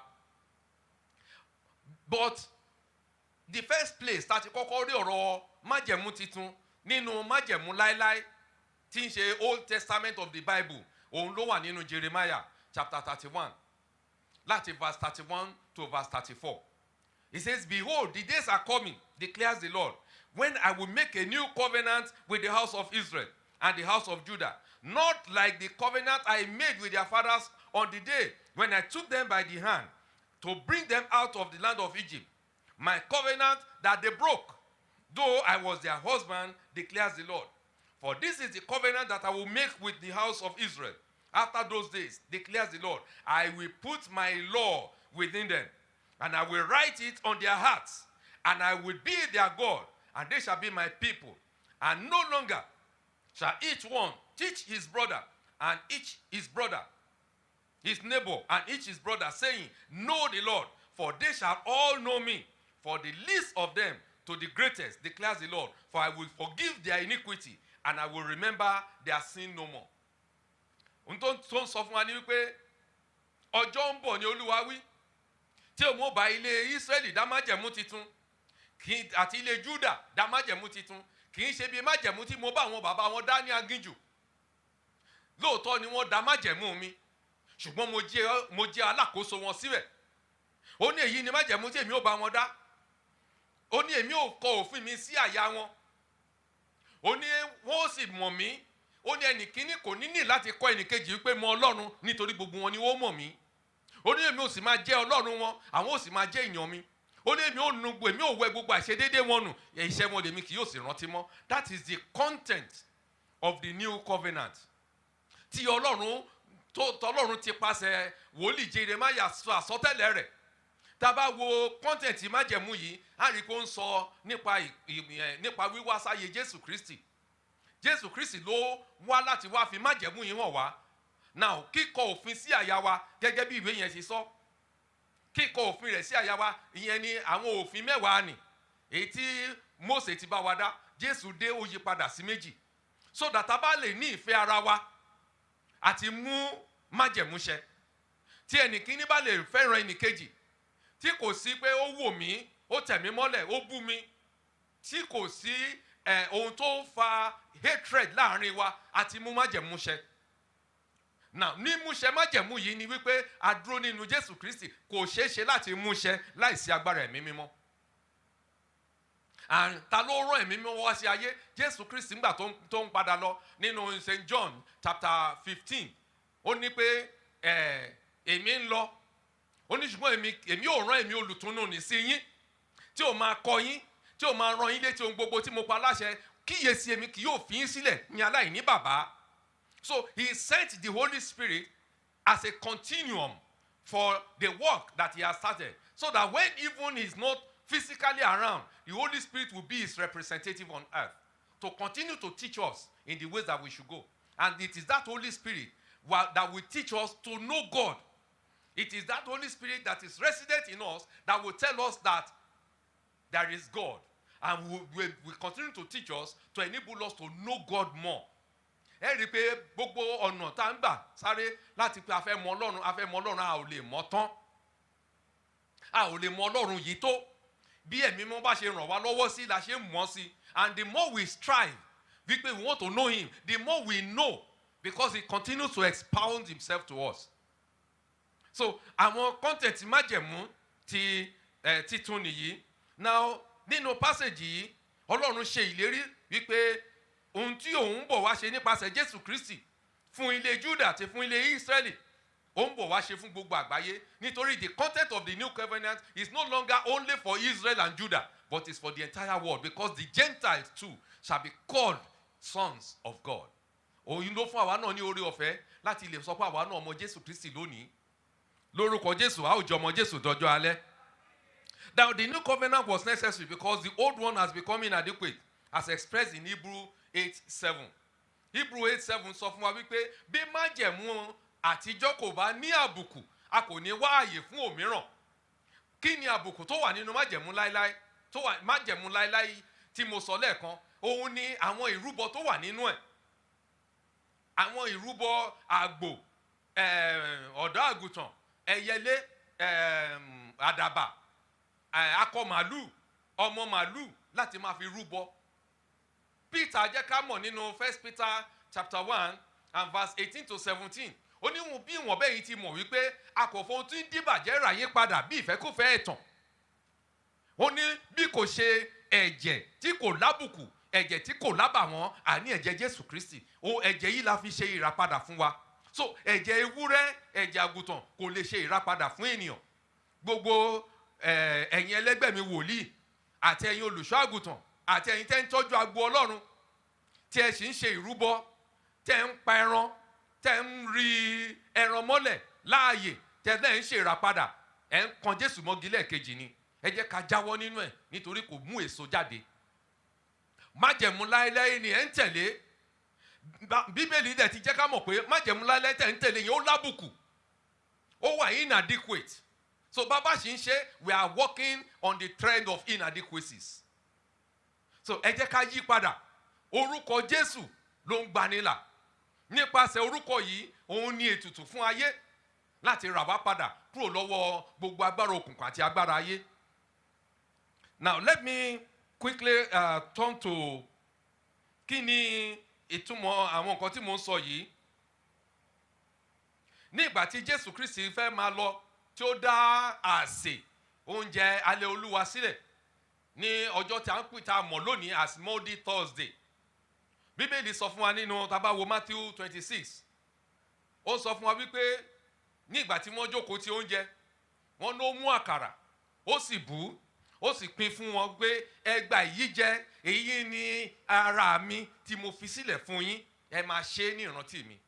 Now wọ́n ní lẹ́yìn oúnjẹ, ó gbé ago, ẹ máa tẹ́tí o, ó gbé ago, ṣé nígbà tó pín ẹran kan sọ pé ẹ máa ṣe ní ìrántí mi, ẹ gbà kí ẹ jẹ. But nígbà tó gbé ago, àwọn statement kan wà níbẹ̀ tó create the New Testament or the New Covenant tá à ń sọ̀rọ̀ nípa yìí. Wọ́n ní nígbà tó gbé ago, tí ó dúpẹ́, ó wá fi fún àwọn ọmọ ẹ̀yìn rẹ̀ wípé ẹ gba èyí mu gbogbo yín, èyí ni ẹ̀jẹ̀ májẹ̀mú titun. That is the establishment of the New Covenant. Èyí ni ẹ̀jẹ̀ májẹ̀mú titun tí mo ta sílẹ̀ fún yín fún ìmúkúrò ẹ̀ṣẹ̀. Nígbàkígbà tí ẹ bá ń ṣe èyí, Genesis 17:7-8 and 2 Samuel chapter 7, verse 24. Then they have a special line of offspring that perpetuates both their names. That means wọ́n ní irú ọmọ. Ẹ rí i pé gbogbo ìgbà t'Ọlọ́run ṣe tó ń bá Abraham dá májẹ̀mú, irú ọmọ rẹ lèmi ò fi ilẹ̀ yìí fún, irú ọmọ rẹ ló ń sọ. Gbogbo ara máa lérò pé irú ọmọ yẹn Isaac àti Jacob ni, ṣùgbọ́n irú ọmọ yẹn ó ń look forward to the coming of the Messiah, which is the seed that is coming to take over and deliver the world. Irú ọmọ náà ni Ọlọ́run bá Adam sọ nínú Genesis 3 and verse 15 tó sọ pé èmi ò fi ọ̀tá sáàárín rẹ àti sí irú ọmọ obìnrin náà àti sáàárín that irú ọmọ tó ń sọ̀rọ̀ yẹn is the Lord Jesus Christ that is coming. So everything that is contained in the Old Testament is forward looking to the coming of to the fulfillment in Jesus Christ. Now let me go back to, because of time, let me go quickly to the New Covenant, and then I will link it up with the Mosaic Covenant and see which one is better, and then we will close from there. Now, the New Covenant, the Christian's view of the New Covenant is a new relationship between God and human, mediated by Jesus upon sincere declaration that one believes in Jesus Christ as Lord. Now, n tó túmọ̀ sí ni wípé májẹ̀mú titun yìí dúró lórí ìbáṣepọ̀ Ọlọ́run àti ènìyàn.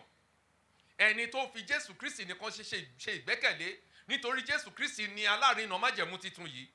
Nípasẹ̀ rẹ̀ ni májẹ̀mú titun yìí ló fi wá sí ayé. So, ẹ jẹ́ ká wá wo kí ni ìbáṣepọ̀ májẹ̀mú láíláí àti májẹ̀mú titun yìí. Májẹ̀mú láíláí yìí dúró fún àwọn ìrúbọ tó mú ẹ̀ṣẹ̀ kúrò. But nígbà tí Jésù Kristi dé, ó dé gẹ́gẹ́ bí olórí àlùfáà. Gbogbo àwọn ìrúbọ tí mo ń sọ̀rọ̀ ẹ̀ lẹ́ẹ̀kan, ní ọdọọdún olórí àlùfáà máa dá wọ inú tẹ́ḿpìlì lọ, a máa wọ inú ibi mímọ́. A sì máa fi ẹ̀jẹ̀ wọ́n gbogbo pẹpẹ àti gbogbo èèyàn tó bá wà níbẹ̀. In fact, Hebrew chapter 9 jẹ́ ká mọ̀ wípé ohun gbogbo ni a ń fi ẹ̀jẹ̀ wọ́n, nítorí pé láì sí ìtàjẹ̀sílẹ̀ kò sí ìmúkúrò fún ẹ̀ṣẹ̀.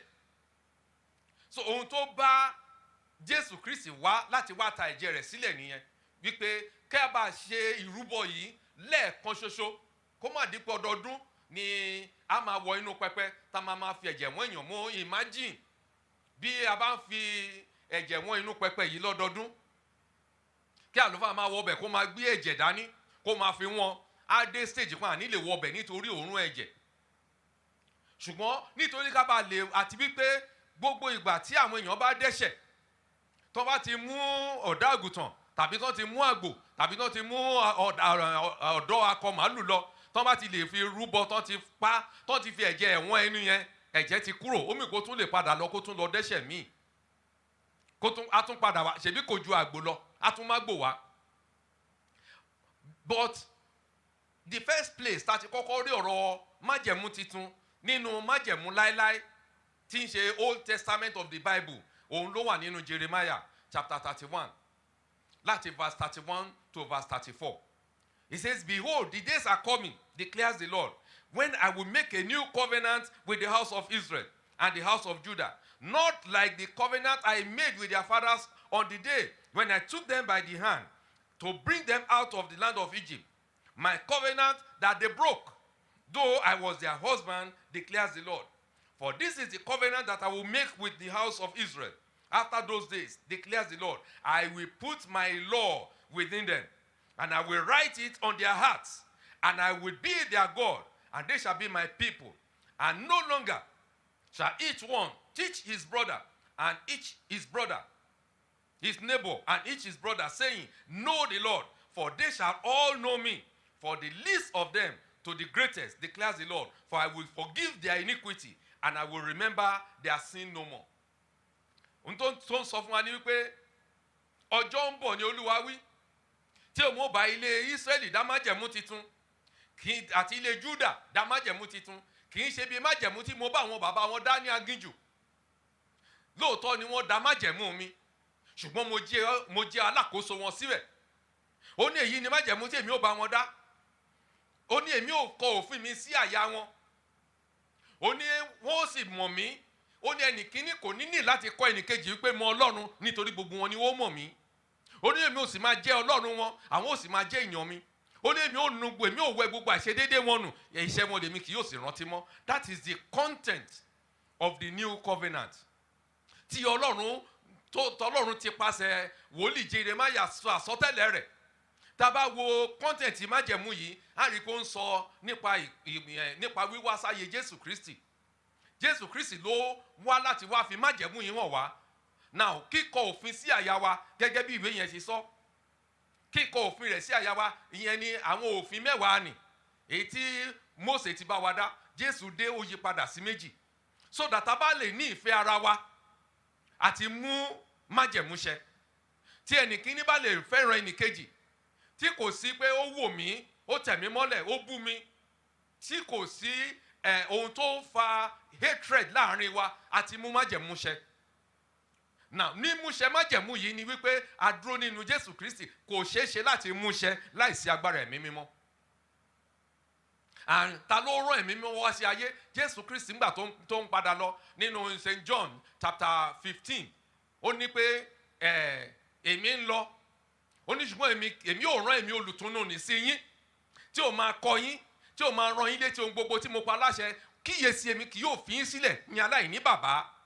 So he sent the Holy Spirit as a continuum for the work that he has started, so that when even he's not physically around, the Holy Spirit will be his representative on earth to continue to teach us in the ways that we should go.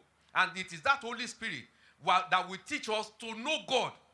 It is that Holy Spirit that is resident in us that will tell us that there is God, and will continue to teach us to enable us to know God more. Ẹ rí i pé gbogbo ọ̀nà tá ń gbà sáré láti pé a fẹ́ mọ Ọlọ́run, a ò lè mọ̀ tán. A ò lè mọ Ọlọ́run yìí tó. Bí ẹ̀mí mímọ́ bá ṣe ràn wá lọ́wọ́ sí la ṣe mọ̀ sí. And the more we strive, wípé we want to know him, the more we know, because he continues to expound himself to us. So àwọn content májẹ̀mú ti titun nìyí. Now, nínú passage yìí, Ọlọ́run ṣe ìlérí wípé ohun tí òun bọ̀ wá ṣe nípasẹ̀ Jésù Kristi fún ilé Júdà àti fún ilé Ísírẹ́lì, òun bọ̀ wá ṣe fún gbogbo àgbáyé. Nítorí the content of the new covenant is no longer only for Israel and Judah, but is for the entire world, because the Gentiles too shall be called sons of God. Òun ló fún àwa náà ní oore ọ̀fẹ́ láti lè sọ pé àwa náà ọmọ Jésù Kristi lónìí. Lórúkọ Jésù, a ó jẹ́ ọmọ Jésù dọjọ́ alẹ́. Now, the new covenant was necessary because the old one has become inadequate, as expressed in Hebrew 8:7. Hebrew 8:7 sọ fún wa wípé bí májẹ̀mú àtijọ́ kò bá ní àbùkù, a kò ní wá àyè fún òmíràn. Kí ni àbùkù tó wà nínú májẹ̀mú láéláé? Májẹ̀mú láéláé tí mo sọ lẹ́ẹ̀kan, òun ni àwọn ìrúbọ tó wà nínú ẹ̀. Àwọn ìrúbọ àgbò, ọ̀dọ́ àgùntàn, ẹyẹlé, àdàbà, akọ màlúù, ọmọ màlúù láti máa fi rúbọ. Peter jẹ́ ká mọ̀ nínú 1 Peter chapter 1 and verse 18 to 17. Ó ní bí ìwọ̀n bẹ́ẹ̀ yìí ti mọ̀ wípé a kò fohun tí ń dìbàjẹ́ rà yín padà bí ìfẹ́kúfẹ́ ẹ̀tàn. Ó ní bí kò ṣe ẹ̀jẹ̀ tí kò lábùkù, ẹ̀jẹ̀ tí kò lábàwọ́n, àní ẹ̀jẹ̀ Jésù Kristi. Ẹ̀jẹ̀ yìí la fi ṣe ìràpadà fún wa. So ẹ̀jẹ̀ ewúrẹ́, ẹ̀jẹ̀ àgùntàn kò lè ṣe ìràpadà fún ènìyàn. Gbogbo ẹ̀yin ẹlẹ́gbẹ́ mi wòlíì àti ẹ̀yin olùṣọ́ àgùntàn àti ẹ̀yin tẹ́ ń tọ́jú agbo Ọlọ́run, tí ẹ sì ń ṣe ìrúbọ, tẹ́ ń pa ẹran, tẹ́ ń rí ẹran mọ́lẹ̀ láàyè, tẹ́ lẹ́ ń ṣe ìràpadà, ẹ̀ ń kan Jésù mọ́gi lẹ́ẹ̀kejì ni. Ẹ jẹ́ ká jáwọ́ nínú ẹ̀ nítorí kò mú èso jáde. Májẹ̀mú láéláé ni ẹ̀ ń tẹ̀lé. Bíbélì dẹ̀ ti jẹ́ ká mọ̀ pé májẹ̀mú láéláé tẹ̀ ń tẹ̀lé yẹn ó lábùkù, ó wà inadequate. So bàbá ṣì ń ṣe, we are working on the trend of inadequacies. So ẹ jẹ́ ká yí padà. Orúkọ Jésù ló ń gbanilà. Nípasẹ̀ orúkọ yìí, òun ni ètùtù fún ayé láti rà wá padà kúrò lọ́wọ́ gbogbo agbára òkùnkùn àti agbára ayé. Now let me quickly turn to kí ni ìtumọ̀ àwọn nǹkan tí mo ń sọ yìí. Ní ìgbà tí Jésù Kristi fẹ́ máa lọ, tí ó dá àsè oúnjẹ alẹ́ Olúwa sílẹ̀ ní ọjọ́ tí a ń pè tá a mọ̀ lónìí as Maundy Thursday. bíbélì sọ fún wa nínú tá bá wo Matthew 26 ó sọ fún wa wípé ní ìgbà tí wọ́n jókòó ti oúnjẹ wọ́n ló mú àkàrà ó sì bù ó sì pín fún wọn pé ẹ gbà èyí jẹ èyí ni ara mi tí mo fi sílẹ̀ fún yín ẹ máa ṣe ní ìrántí mi. Now wọ́n ní lẹ́yìn oúnjẹ ó gbé ago, ẹ máa tẹ́tí o, ó gbé ago, ṣé nígbà tó pín ẹran kan sọ pé ẹ máa ṣe ní ìrántí mi ẹ gbà kí ẹ jẹ, but nígbà tó gbé ago àwọn statement kan wà níbẹ̀ to create the New Testament or the New Covenant tá à ń sọ̀rọ̀ nípa yìí. Wọ́n ní nígbà tó gbé ago tó ó dúpẹ́ ó wá fi fún àwọn ọmọ ẹ̀yìn rẹ̀ wípé ẹ gba èyí mu gbogbo yín, èyí ni ẹ̀jẹ̀ májẹ̀mú titun. That is the establishment of the New Covenant. Èyí ni ẹ̀jẹ̀ májẹ̀mú titun tí mo ta sílẹ̀ fún yín fún ìmúkúrò ẹ̀ṣẹ̀. Nígbàkígbà tí ẹ bá ń ṣe èyí, the establishment of the new covenant. Now that is just the covenant made by word of mouth. The fulfillment now came on the day that he agreed to surrender himself. Ó fi ara rẹ̀ sílẹ̀ fún ni láti lù.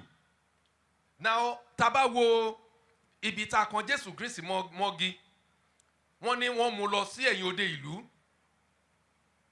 láti lọ kàn mọ́gi níbẹ̀. Tá bá wo ìwé Leviticus ó sọ fún wa níbìkan wípé àwọn ìrúbọ wọ̀nyí nígbà tí wọ́n bá ń ṣe wípé olórí àlùfáà á mú ọ̀dọ́ àgùntàn yẹn á mú lọ sí ẹ̀yìn òde ìlú láti lọ pa níbẹ̀, ibẹ̀ ni wọ́n tẹ́ pẹpẹ sí foreshadowing wípé lẹ́yìn odi ìlú lórí òkè Ólífì tá à ń pè ní Calvary, lẹ́yìn òde ìlú outside Jerusalem ni a máa kan Jésù Kristi mọ́gi mọ́. Níbẹ̀ ló ti ṣe ìrúbọ tó tó fún ẹ̀ṣẹ̀ gbogbo ayé láti mú ẹ̀ṣẹ̀ wọ̀nyí kúrò pátápátá so that a ò ní continue láti máa rúbọ mọ́.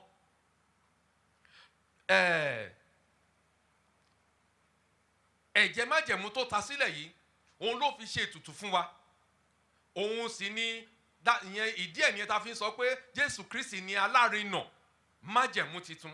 Òun ló mú májẹ̀mú titun wá sáyé. Ẹ rí i pé gbogbo ìrúbọ tí wọ́n ń ṣe yẹn, tí wọ́n ń pa ọ̀dọ́ àgùntàn, tí wọ́n ń pa màálù, tí wọ́n ń pa ewúrẹ́, ó ń look forward to ọjọ́ tí Jésù máa fi ara rẹ̀ rúbọ lẹ́ẹ̀kan ṣoṣo tá ò ní ní láti rúbọ mọ́, tá ò ní ní láti pẹran mọ́.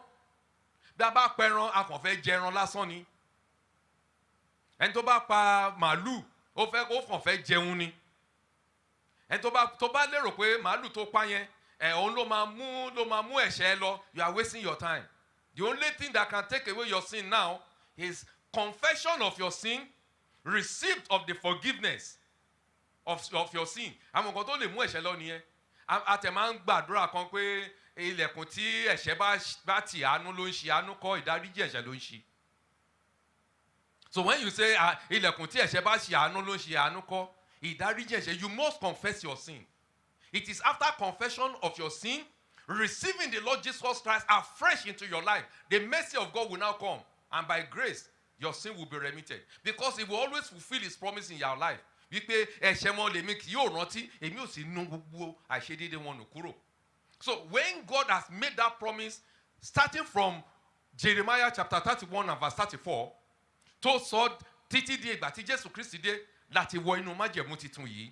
So everybody who is a believer, a true believer, tó gba Jésù Kristi gbọ́ tọkàntọkàn, tó sì ń sìn, tó sì ń ṣe ìfẹ́ rẹ̀, òun ló wà nínú májẹ̀mú titun. Ọ̀pọ̀lọpọ̀ èèyàn ló wà ní tó jẹ́ pé ó ń wá sí church, ṣùgbọ́n tó jẹ́ pé orí ahọ́n nìkan ló fi gba Jésù gbọ́. Irú ẹ̀ ò sí nínú májẹ̀mú titun. So wíwà nínú májẹ̀mú titun yìí ó require obedience, faith, and also ability to be humble before the Lord in confessing your sins. When tá bá ń ṣe ìsìn, a máa sọ pé ẹ jẹ́wọ́ ẹ̀ṣẹ̀ yín láàrin àbọ̀ ìṣẹ́jú. Ìṣẹ̀kẹ́ lòmíì sọ pé Olúwa mo jí Bible brother lágbájá lánàá, mo jí, dáríjì mi Ọlọ́run, mi ní ṣe bẹ́ẹ̀ mọ́. A ní Olúwa gbogbo ẹ̀ṣẹ̀ lọ́rọ̀ lérò ní ìṣe, Olúwa jọ̀ọ́ dáríjì mi. You have not confessed. You must tell God what exactly you have done, because you are now a child of the new covenant. He's ready to forgive you. He's ready to remit your sin. He's ready to blot out your sin. But you cannot hide. When you don't confess, you are hiding behind one finger. You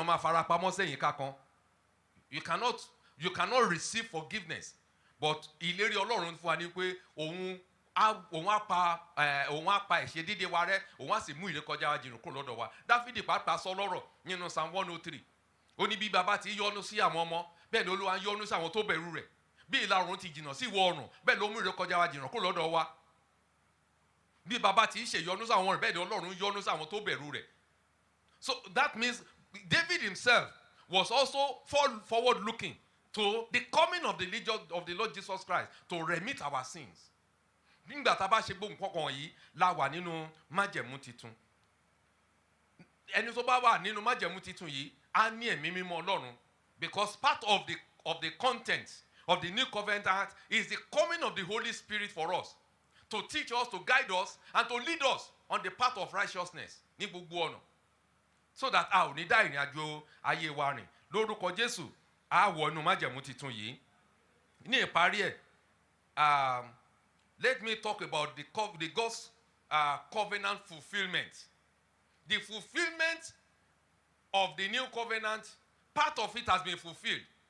Part of it ni wípé Jésù Kristi ti wá sí ayé, ó ti fẹ̀jẹ̀ rẹ̀ rúbọ fún wa.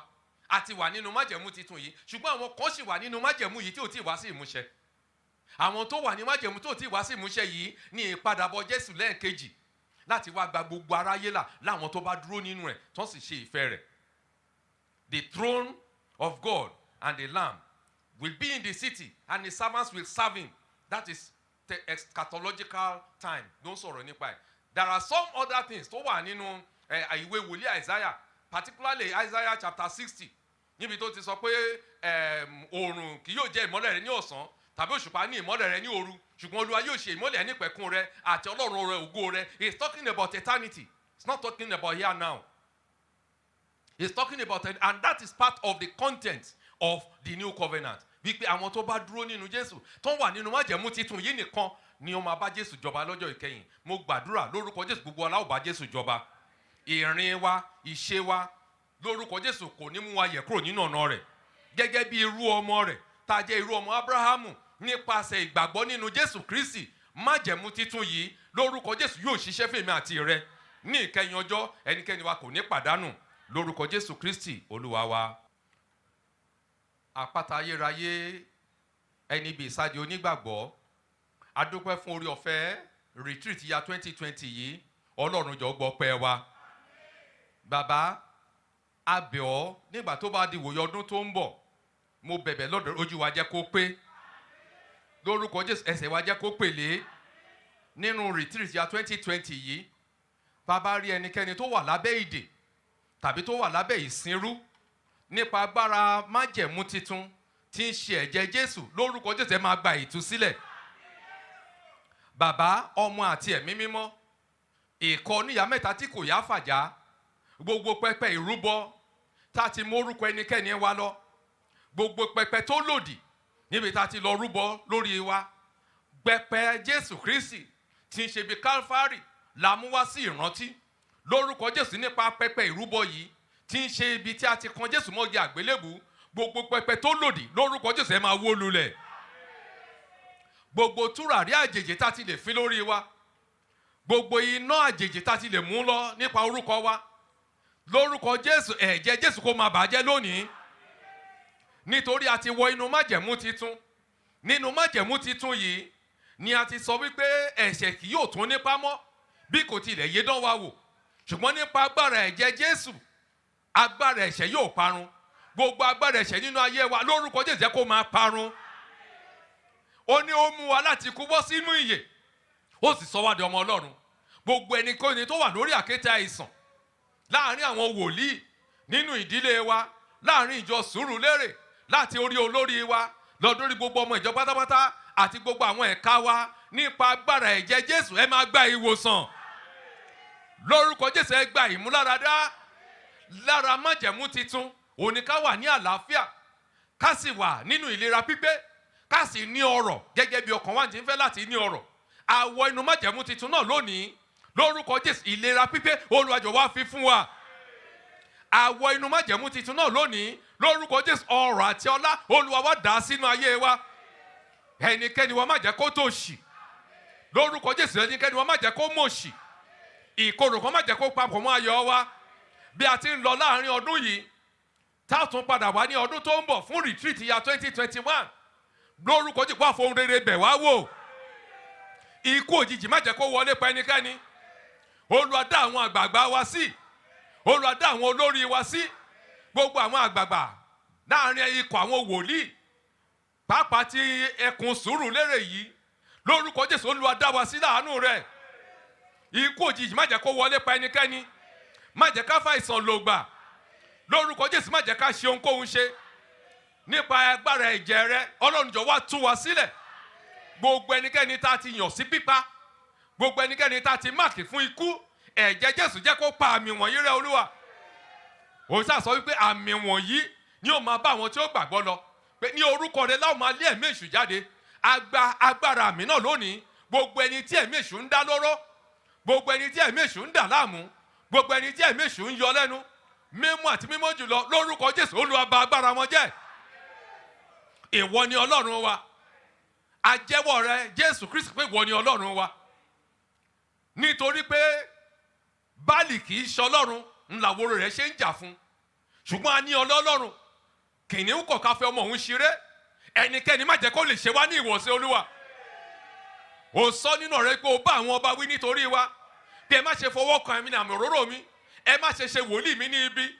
Láti wákàtí ọ̀wọ́ yìí lọ, ọwọ́ ìkà ìpa aláparun má jẹ́ kó kan ẹnikẹ́ni nínú wa.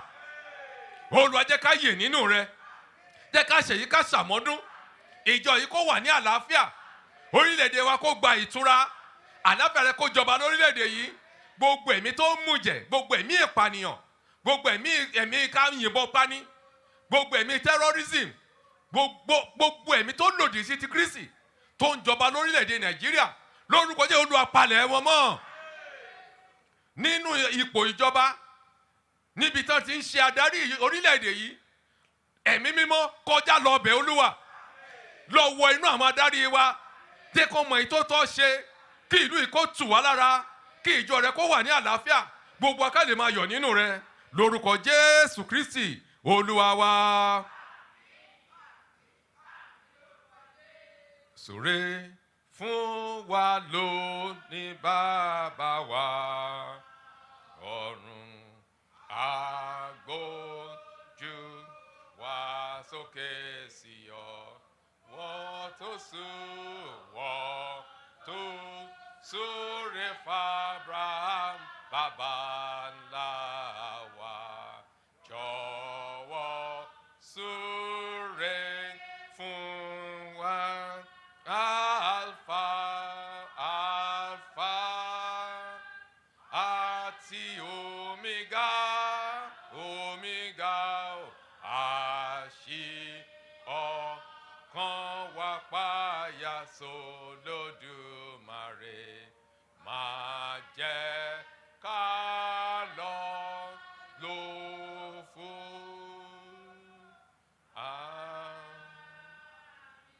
Àdúrà ní kẹ́lẹ́kẹ́lẹ́ ọkàn wa. Ẹ jẹ́ ká béèrè fún agbára àṣeyí ṣàmọ́dún.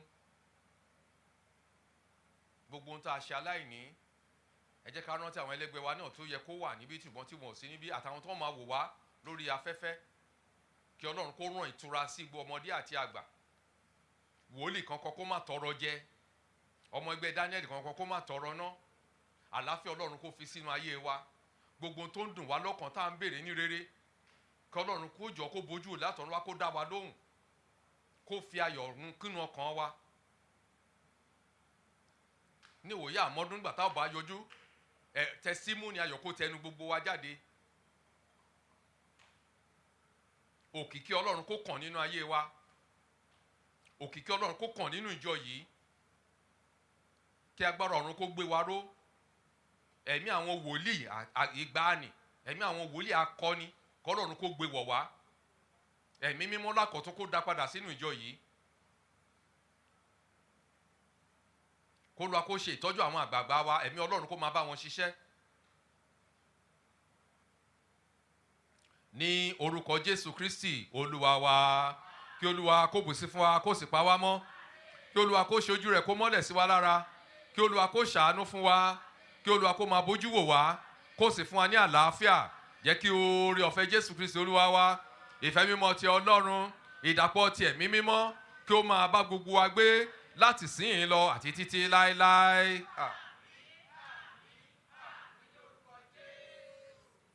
Hallelujah, hallelujah, hallelujah. Hosanna, Hosanna, Hosanna. Iye, iye, iye, ẹ̀yin Olúwa lógo.